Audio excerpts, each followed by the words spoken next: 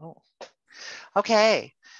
So hi, I'm Elizabeth Hanson, and tonight is Wednesday night, and this is Keto Confab. We meet every Wednesday night at 7 o'clock or a little thereafter, and we are here to support each other in the keto lifestyle, specifically from the teachings of Dr. Annette Bosworth. And anyone and everyone is welcome. And so for tonight, I was just telling Tammy that Scott and I have hired a new caretaker for Sarah, who's going to be working with her in the mornings and the evenings. And the interesting thing about her is that she did keto about a year and a half, 2 years ago for an entire year. And she lost like 90 pounds. And she went from 3 injections of insulin a day down to where she just needs to take a metformin pill now. And she'd like to lose more weight, but she's not ready yet to go back on keto because the rest of her family thinks she's kooky. And she has a big family. Her husband particularly thinks she's nuts, but she really wishes he'd get on keto because he's diabetic. And she has some grandchildren that live with her and some nieces and nephews. And, you know, they're just not going to give up the pizza and the fried chicken and the French fries and the fry bread, you know, some of the traditional foods here on the reservation. And, but, you know, she's like, well, you know, maybe I'll give it a go since you guys are doing keto. Now, the good thing for us about this is that I feel like she will follow our dietary guidelines for Sarah. Many people who have come into our home and worked with us before we went keto questioned why we weren't feeding Sarah tomatoes. And we're like, she's allergic. Oh, but can't she just have some, you know?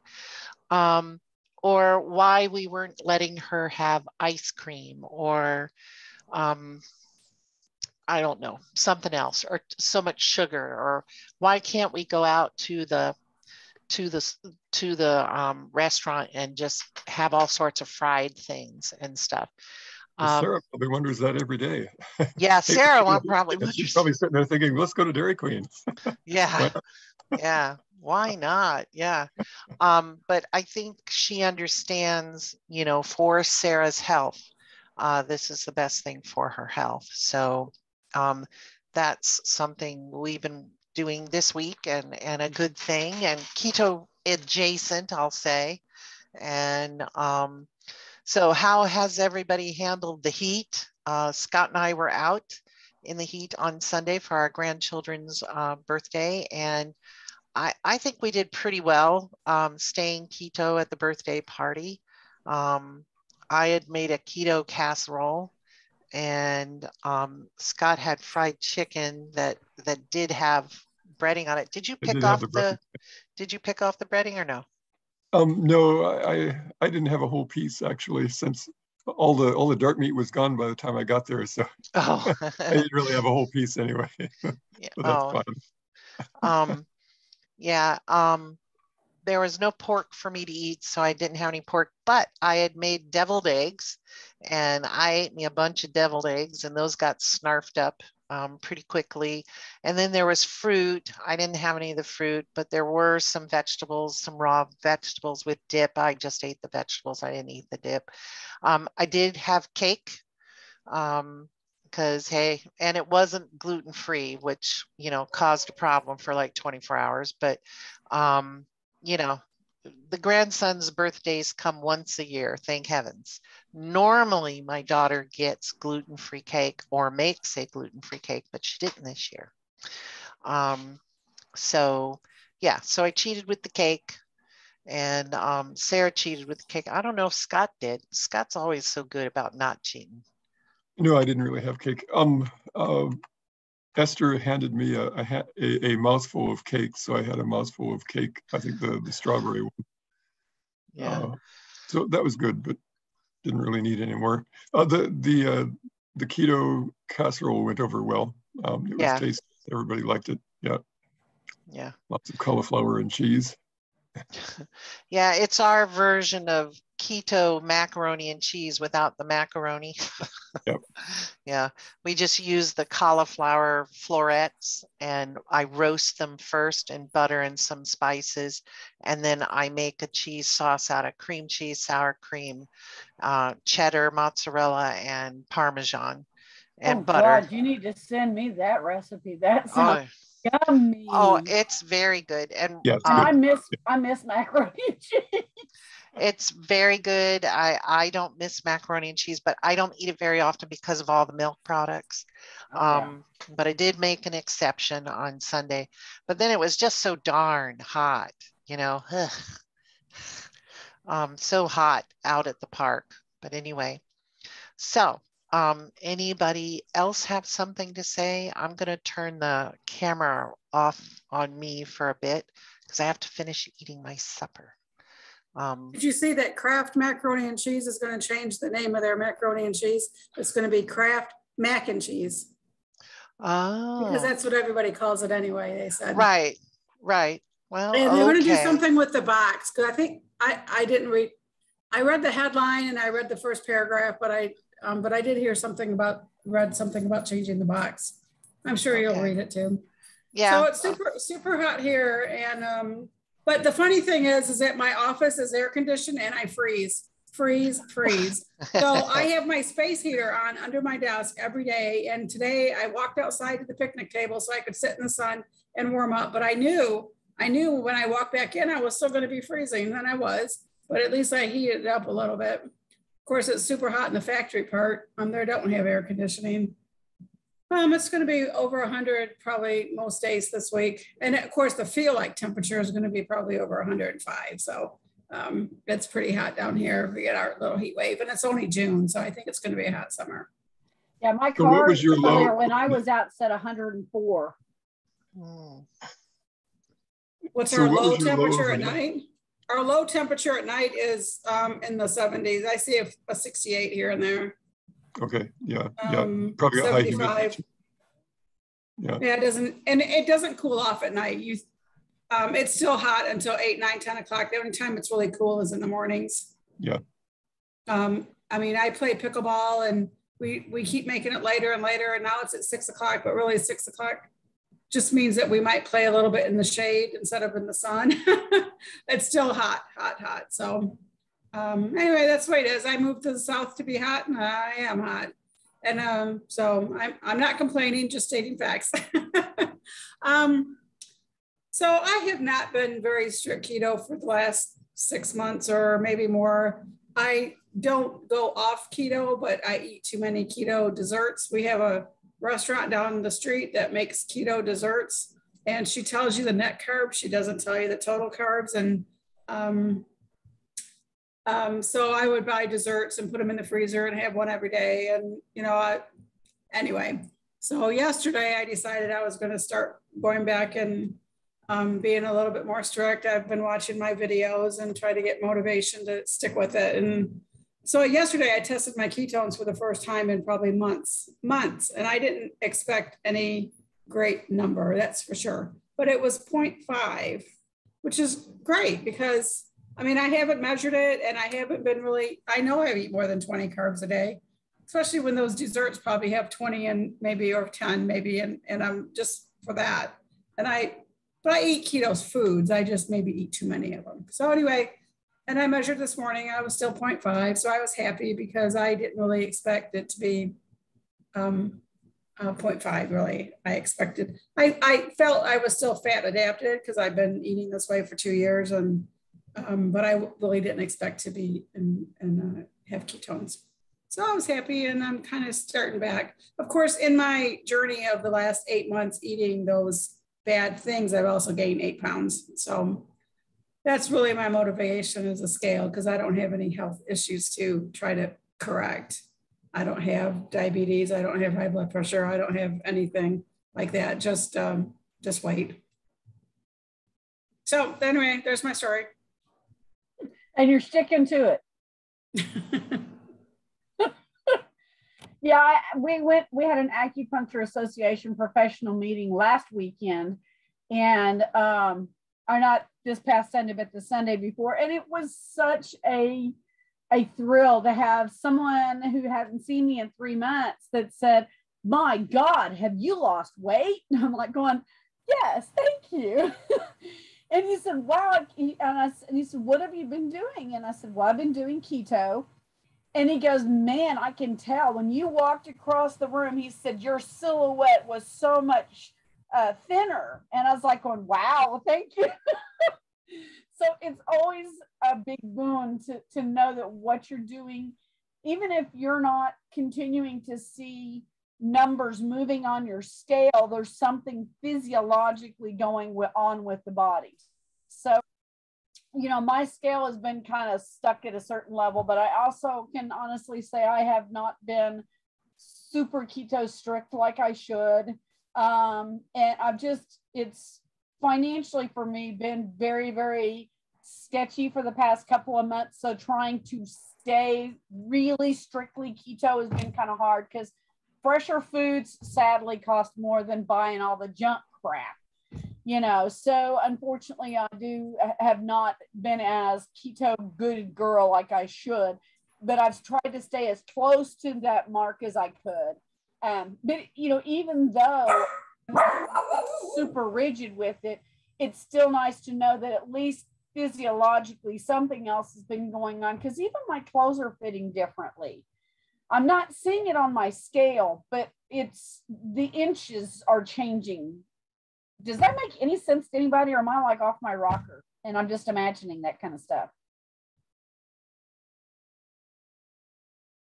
No response from the peanut gallery, huh? No, it does make sense. Okay. There are a lot of different markers that can show us we're making progress. In fact, I wasn't really seeing a lot of weight loss right away when I first started, but my clothes did start fitting differently. And then the next thing I really noticed was my face was different. Yeah. So, my big thing is about 90% of my jewelry in my box no longer fits now. Rings. I can't wear hardly any jewelry. I finally found a ring I can wear. And it's how much weight have you lost? But Renee? It's frustrating. Huh? How much weight have you lost, Renee?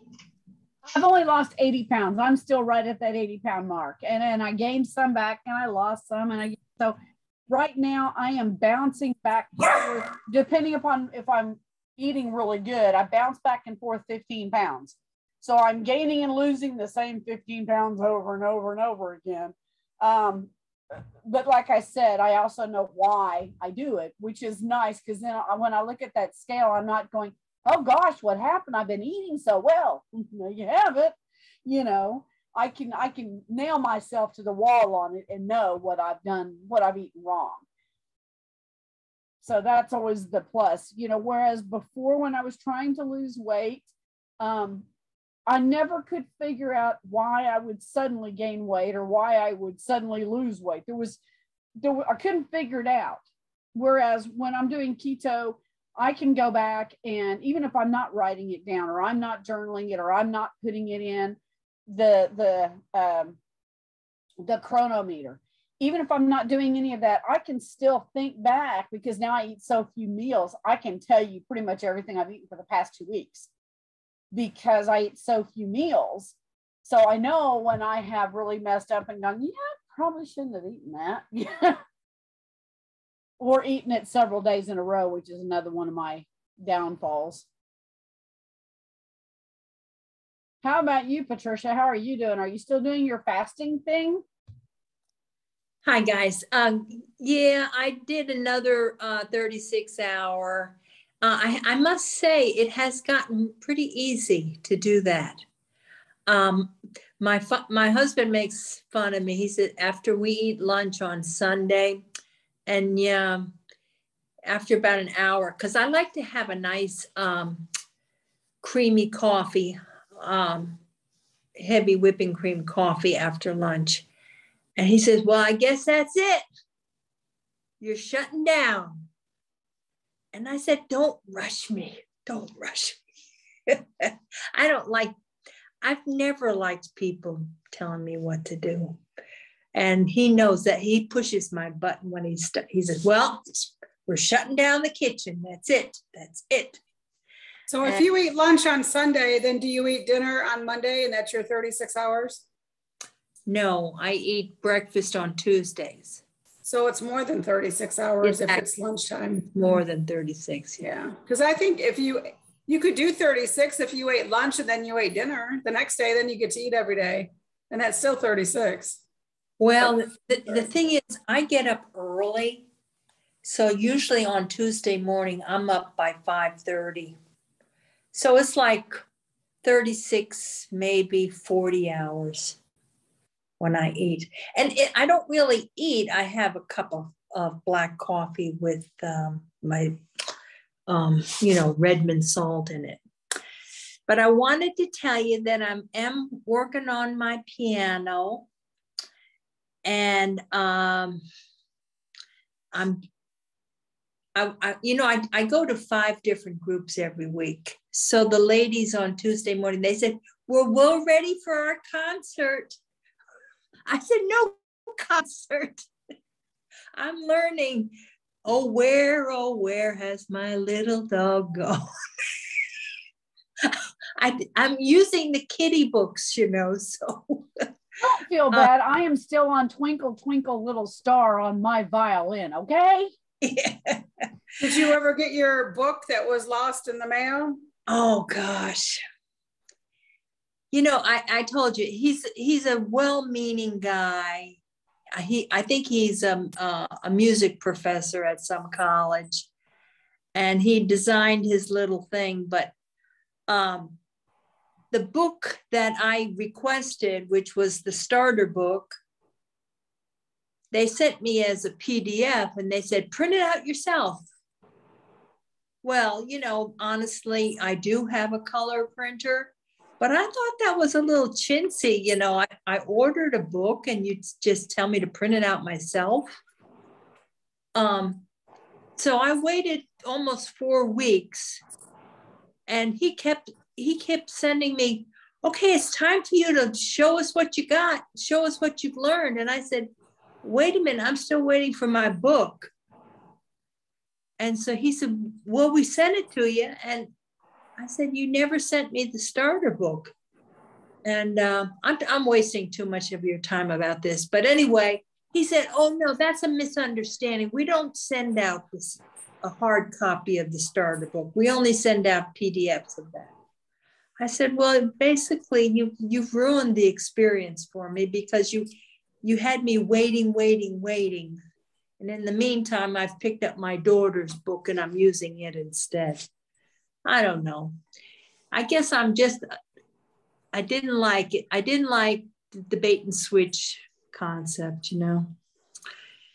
Anyway, I am learning to use my left hand, and that, I told you guys last week about Joe Dispenza, and I listened to that again. And he says that by practicing piano, or even, there are some guys that were in North Korea or in Korea during the Korean War. And one guy, he played a round of golf in his head every day. And he was able to keep his mind sharp just by imagining swatting at the ball. And so, like Joe Dispenza says, you're triggering some synapses in your brain when you're, using your left hand, or something that you don't normally do. So I think that's working. I wanted to say two other things. Tammy, I'm really proud of you with the pickleball. Oh, we went out and we tried to play pickleball with my brother and sister-in-law, and boy, it's not easy. You think you don't have to run as hard, but you do, because the ball doesn't bounce like a regular tennis ball. It's very slow. And so it's hard to judge when it's, you know, the uptick is going to be, when it's coming back up again where you can sweat it. Well, I've been playing for about 2 years and I just love it. I'm playing tomorrow night, play Saturday, play Sunday, play Mondays. That's wonderful. And you play outdoor and not in? Both. We had the city has a tennis courts with tennis, and they let us have it, and we put tape down and whatever for pickleball. And then last summer, the city took the courts and repainted them all for pickleball, and we got 5 courts. And they're outside, and they put some extra lighting in so we can play at night or anytime. And then we have a church that we play at. One of the guys is at a church, and he plays every Thursday night at the church. We had another church that we played on Monday nights, but they're doing construction at their church, and we got booted out of the gym because all their construction equipment's in there. We have an elementary school that we can play at. They charge us $10 an hour, but we'll pay that. I mean, like if it rains and stuff, we'll go over there and do that. And then we have storm shelters, and the city sometimes lets us use the storm shelters, and we have 3 courts in there, but most of the time we play in that outside one. That's wonderful. That's wonderful. I think it's a great thing, except that I just, you know, I was careful not to trip out, but, you know, you find yourself sort of jerking to get to the ball, and, you know. Well, you get better at it as you go. You learn how to stand at the line, and then you learn, you know, on the serves when you have to return it, you know, you just learn, you know, you get better at it. Yeah. As time goes by. I've been at it about 2 years. I got my sister to play in Georgia, and I got my sister and her husband to play in Northern Michigan. So, so that's a bunch of us. I've been getting people to play in my family. That's really good.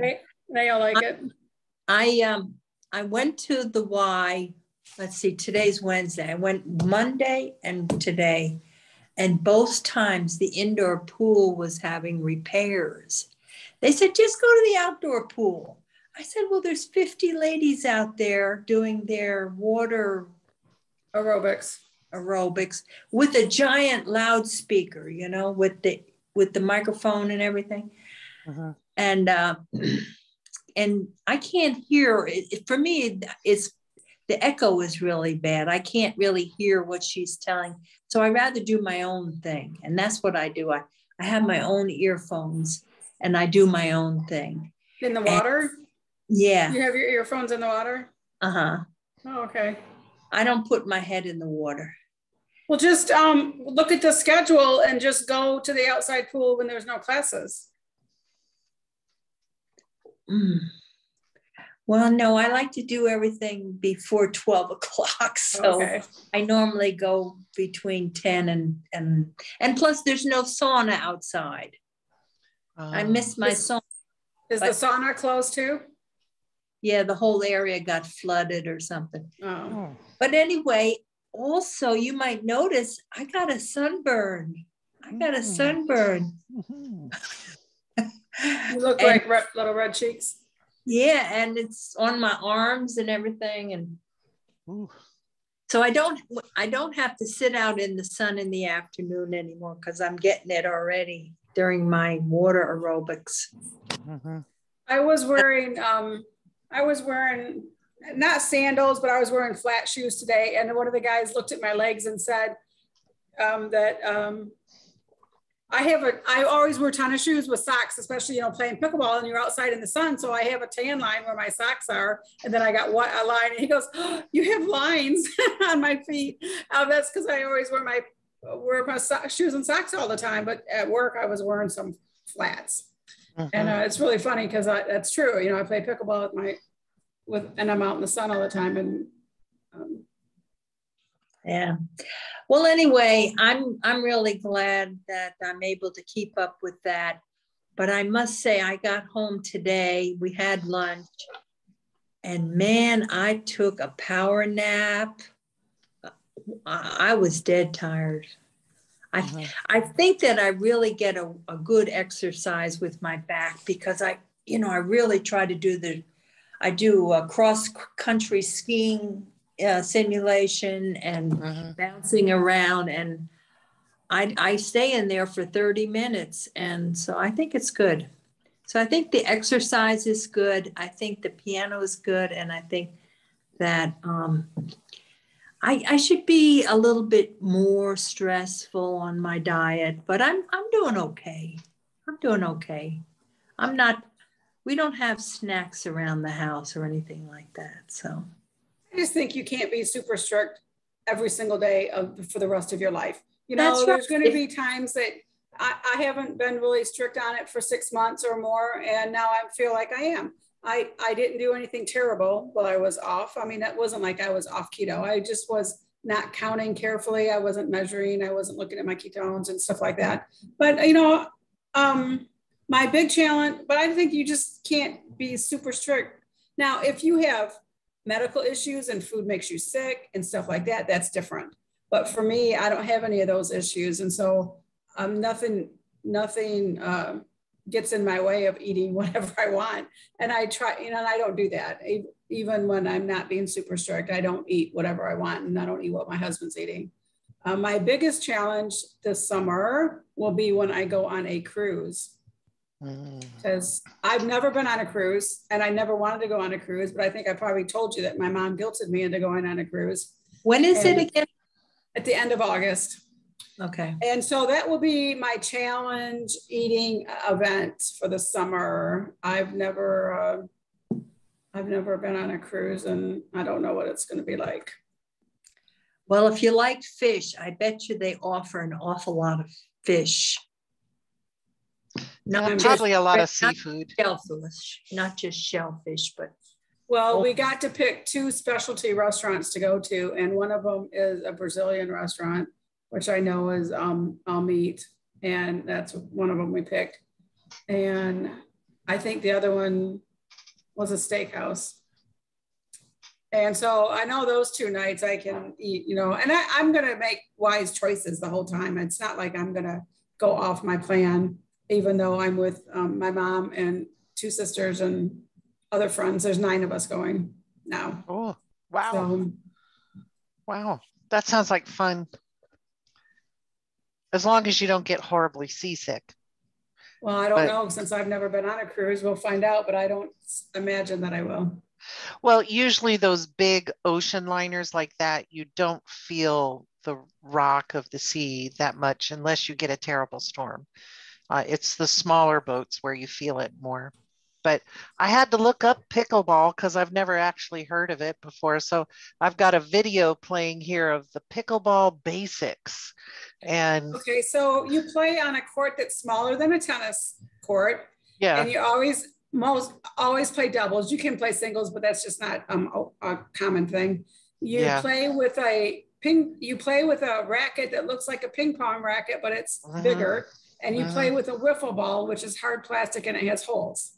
Yeah. So, and there's areas of the court, you know, that mean different things. And so you can just, it's a lot of fun. Yeah, it looks like fun. I'd be up for that. I used to play badminton a lot. And in fact, Scott and I got to know each other through playing badminton each week together, and me smashing the birdie right in front of him, and he's like, "Whoa!" Yeah, well, I got vicious. If you're a tennis player, one of the hard things that tennis players have is serving, because you have to serve underhand, and and tennis players, a lot of them will just come up and go like this, and you're like, "Oh, no, you can't serve that way." So you have to serve underhand, and then so that's just something that some tennis players do have a problem getting used to. Especially if they still play tennis and they play pickleball. A lot of people, you know, give up tennis because at certain ages or whatever, or maybe injuries and stuff, and pickleball is easier. And so if you're only playing one, it seems to be better. But if you still are playing tennis, you forget, you know, which one you're playing sometimes, and you do bad things. But anyway, it's great fun. I love it. Yeah. When we were first married, I tried to play racquetball with my husband at the Y. And he hit me in the back, you know. I said, "Stop that." And then a few minutes later, he did it again. I started crying. I said, this is over. This is over. This hurt. This game hurts too much. But anyway. Yeah, I've played handball and racquetball and ping pong, of course. And I've played tennis before, but I really didn't like tennis that much. Did you play singles or doubles? Singles. I didn't like it.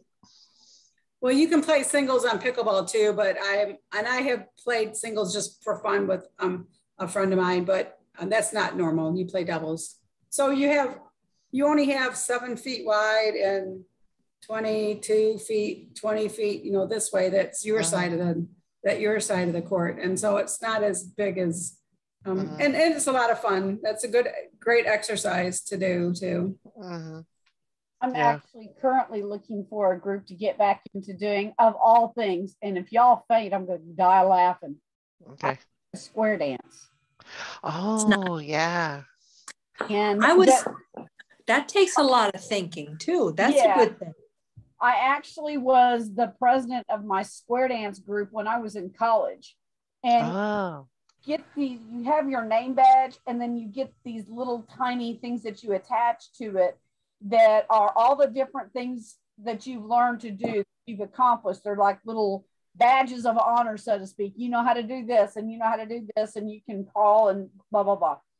And so my chain thing was like this long, and it was like 3 or 4 rows of things that came down. And I loved doing it, but of course I finished college, and then I was in Oklahoma for a long time. And for a while, there was a square dance group here in Guthrie. And then they kind of, I guess, dissolved. But that a lot of them, it was a lot of, and not like I'm not old now, but it was a lot of elderly that we're talking 70, 80, 90-year-olds. So there weren't too many 40, 50, 60-year-olds like, you know, my little group. So although it would have been fun, you know, I wanted to go to it and have someone that I would enjoy maybe doing something besides just square dancing with. And, you know, and a lot of them, they were actually couples. So it would be a husband and wife, or a boyfriend already set as couples. And that's kind of hard to get into groups like that because you're like the odd person out. And so you're always dancing with somebody else's partner. So you can't really get to know your partner as well. And that's kind of what I've been looking for, is a group I can join where I can find someone that I dance consistently with, that we can anticipate each other's moves and hand, you know, the height of the hand and everything. That's fun. I did clogging when I was in Little Rock, and then I moved here and they don't have any. And so it's hard to keep going by yourself, even with YouTube videos and stuff. So in April, they had a workshop for a day, and I went back to Little Rock for a workshop, and that was a lot of fun. But, you know, when you get out of it, you forget things and you don't practice, you know, you're not doing anything. But I loved clogging. I'm going to have to relearn everything. I mean, I was so invested in this that the year that I ended up being the president of our club, I actually for Christmas got a full square dance outfit with the crinolines underneath, the shoes, the whole 9 yards. I looked hot. I had so much fun, and I felt like I looked great. And then I outgrew that, and I don't know where that outfit ever went, but I never sold it. So it's one of those other mystery items that is gone into moving heaven, because in other words, it's one of those things that when you move, it disappeared for some strange reason and you can't ever find it again. Yeah. What do you hear from Julie? Not much. Not much. Was she busy with her horses or something? Yeah, I really enjoyed it when she showed us her horses.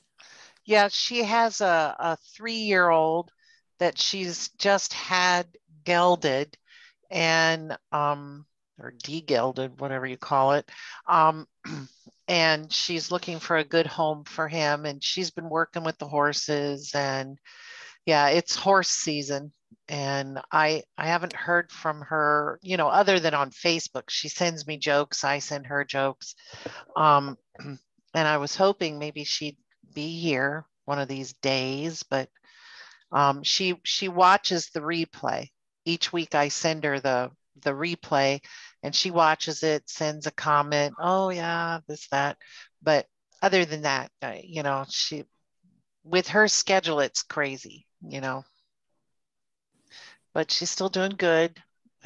Well, I'm Last glad week you she said watched, she's still doing good. Julie. Yeah. Hey, Julie. Let's all say hey to Julie. Hi, Julie. Hello, Julie. Yeah. So anyway, yeah.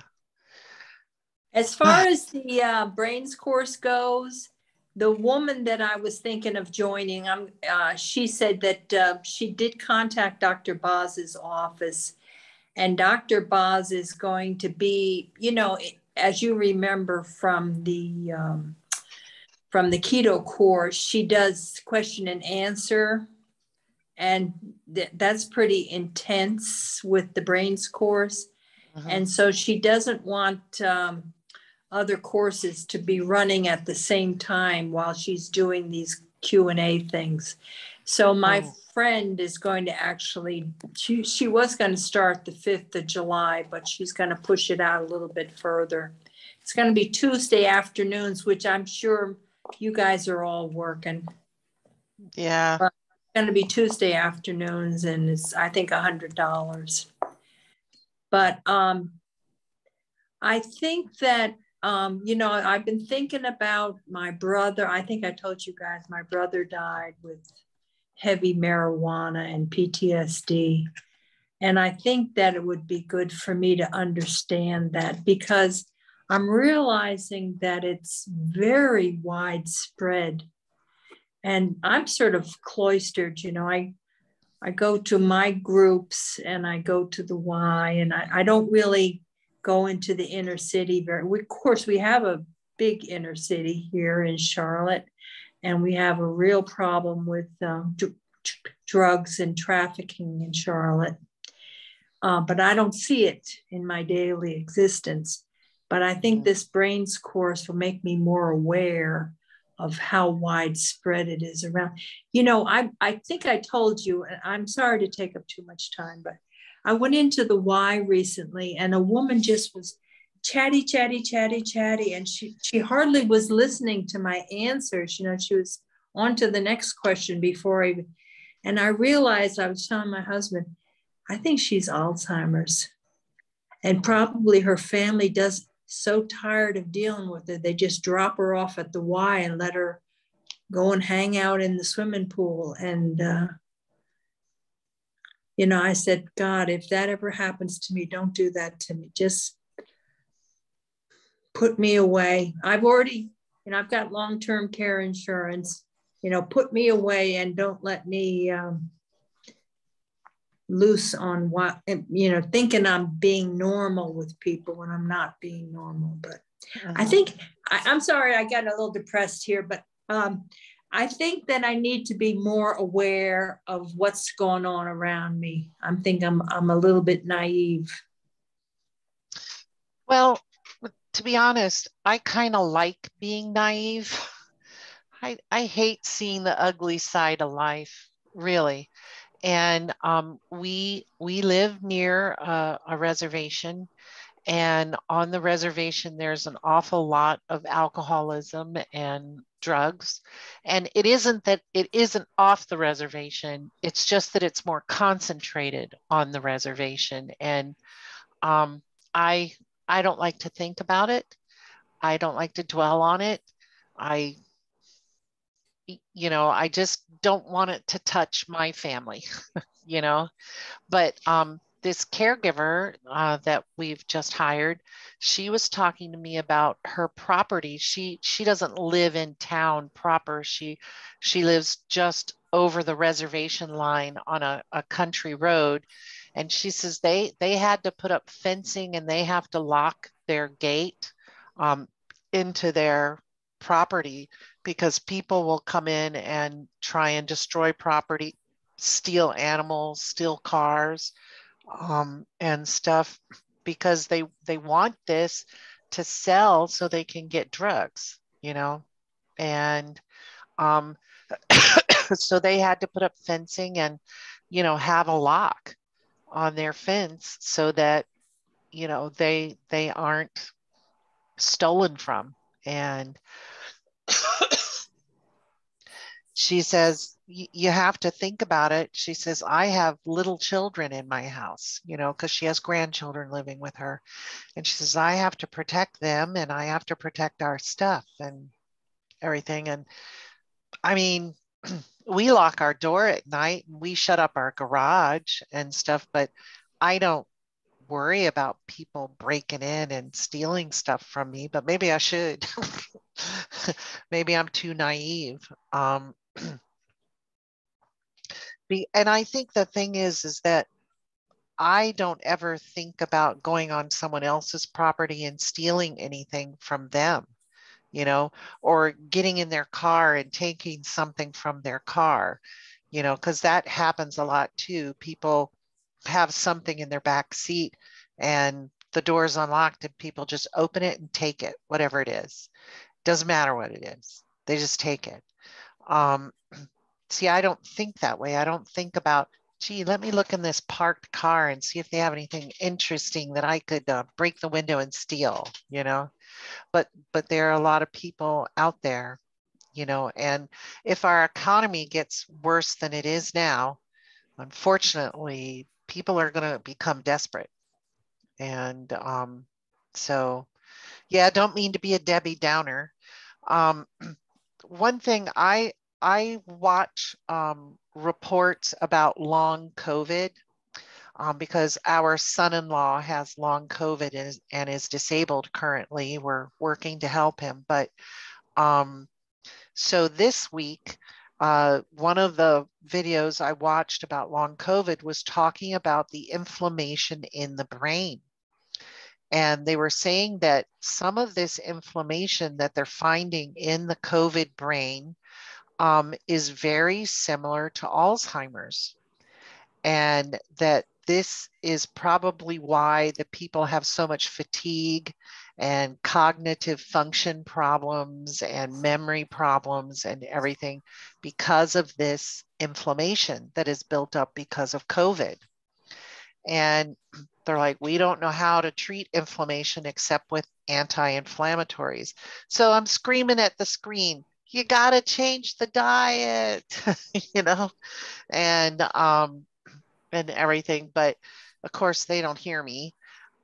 My question is, why don't doctors specializing with COVID and with long COVID, chronic COVID, why don't they ever look at diet? You know, why is this such a concept that, you know, what you put in your body couldn't possibly change the results of long COVID, you know? Mainly because there haven't been enough studies, Elizabeth. There just haven't been. No one has done a targeted study on the effects of diet on COVID. They've done a lot of research on different medicines and some of the effects of COVID, but not how diet is affecting COVID. One of the things that I have found with some of the people I've treated who've had long COVID, and again, I know I look at everything from a really, as far as medicine, I'm really off the mark because I look at everything from a Chinese medicine perspective. And everything, when I look at it for my patients that have had long COVID, is they are very reminiscent of someone who's just had a stroke because the brain doesn't function properly. It's almost like going through, and I mean, and I'm not talking about like, you know, rigid arms, but some of the same mental things that go on when someone has had a TIA, which is it's called a mini stroke. And so a lot of what we treat in Chinese medicine, we look at it from a what's called patterns of imbalance. And those patterns of imbalance, so far with my long COVID patients, has looked more like they've been having miniature strokes than it has anything else. So it's been fascinating what little rabbit hole I've been going down with in my treatments, because like you said, you talk about the inflammation of the brain, you talk about changing up your diet. And when I've mentioned people to change up their diets more COVID or more keto like, some of them have said that they felt better. They don't go all the way over to keto, but they have noticed some positive changes. So I think you're right on the money. Yeah. The thing is wow, we have just indoctrinated the American people in the standard American diet, and it just doesn't support a brain that needs to heal, whether it's from a stroke or Alzheimer's or long COVID or 20 years of smoking pot. You know, I have a nephew. Well, I have a couple of nephews who are pot people, and they're very happy to be living in states where pot is legal and available. And they smoke it on a daily basis. And they don't smoke regular cigarettes. They gave that up so that they'd have more money for pot. And I just cringe because they're now in their 40s, and man, their brains are just going to pot. And Intended. Yes, pun intended. And I think about, what about people who drink, considerable alcohol? Maybe they're not alcoholics, but they have alcohol every day. They have 2-3 beers a day, and maybe they smoke a joint each day, and then they get COVID, and the effects of COVID plus the effects of pot and alcohol, and they're trying to get their life back. But nothing helps them, and they continue to smoke their pot and drink their alcohol and everything. It's just, I don't know. It's a big, huge mess. But my clients with long COVID, to me, I'm with you. It depends on their symptoms. They look to me either like they have chronic fatigue syndrome, or they're a post-TIA, or they have the beginnings of dementia, depending on their symptoms, or MS. But it is a hard sell with them, even though they are that debilitated, to get them to go keto. I mean, my son-in-law, I have talked to him several times, very sweetly and sincerely, as only a mother-in-law can, about going keto to try and heal his brain. And he's pretty resistant because he really likes his pizza and his hot dogs and his hamburgers with buns, and his French fries. Well, maybe he just needs to not go keto, but go down to under 100 carbs and just lessen the carbs, and then try and go more if he's willing. But it's hard. I mean, I tried to do it with my son. I says, you don't have to count and do 20. I want you to just do under 100, and that's my first goal. But I doubt he does anything. Yeah, it's tough. It's tough. I mean, as Americans, we have been well indoctrinated that anything in a grocery store, we can eat it, and we can eat it with abandon, and it's fine,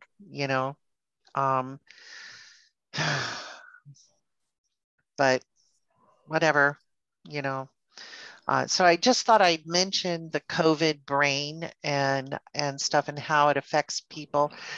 Just like with a TIA, like you were saying, Renee, they have problems with word retrieval and focus at their job, or concentration on reading or whatever. And I know when I was immediately post-COVID, I had a lot of problems focusing on my work and stuff. And I've just had to work at it on myself. Luckily, I know some things to do for myself. And I feel lucky that we were keto when we got COVID. I think that's why we didn't get as wretchedly sick as a lot of other people. And, you know, how we recovered better than many other people who've had COVID. And well, frankly, with the way my liver was when I started keto and how it was by the time I got keto, I don't know that I could have survived keto if I had gotten it before, survived COVID before I had been keto and fixed my liver and my kidneys, because the liver is very involved in COVID. With the blood clotting and the immune system and everything. It's very involved, just as involved as the lungs. And that's what I see in my work, is that the liver is very involved. And so anyway, so that was my thoughts this week about why don't you change the diet to help these people? But, you know, I mean, it's the same thing with diabetes. They've been telling all these diabetics to eat the standard American diet and just drop the number of calories. And it isn't helping them when they have to eat 8 to 11 servings of starch. You know, it's like, people, hello, no. But yet, God forbid they eat a little bit of fat, you know, man. Well, Elizabeth, you're familiar with Chinese medicine terms that we use for acupuncture. Yeah. And one of the things you might want to look in on your research is it's called liver depression qi stagnation. Yeah. That's a specific grouping. Liver depression qi stagnation. That's a grouping that you might want to look into, because anytime qi stagnates in any part of the body, it affects the body. Yeah. So said, when the brain's not working well through inflammation, there's usually stagnation present as well. And you said the liver is good for blood clotting and other things. So when you add in liver depression, which means the liver's not working well, and use that combination of liver depression, qi stagnation, you may even find some even deeper changes. No, a lot of times liver and gallbladder points will come up in people with long COVID or active COVID. And yeah, I get a lot of meridian points, usually liver and gallbladder, and of course lung as well. But yeah, so and shop qi talk. Stagnation means not just energy, but qi also means blood. Yeah. So when we say liver depression, qi stagnation, the qi can be in energy stagnation or it can be a blood stagnation. Yep. So anyway, anybody else have anything to say, add, or anything? No, but if my camera will pick it up, I got to show you a cutie patootie. Okay. Shopping right before we had our meeting. That's why I was late getting here, and I was having to rush back to the house. And my cat has decided that my bag of goodies is her place to lay. Initially, she was trying to attack the bells, the little twinkle bells that were inside the sack, and decided she couldn't get to them, so she's laying on them. So hopefully I'll do this without unplugging my computer. Crazy cat. Yes. Yeah, it's been warm at our house. We don't have central air. We have one little air conditioner that we put in one window, and we don't turn it on unless it gets to a particular temperature above 75. And all the cats in the afternoon when the house heats up, they all come downstairs to my office, and they're all sleeping. Well, except for this one. This one's just climbed up in my lap. This is Elijah Gray. He's 10 years old, and he's a baby, like all of them. They're all babies. But anyway, all right, well, I'm going to stop the recording here, and we are going to say goodnight.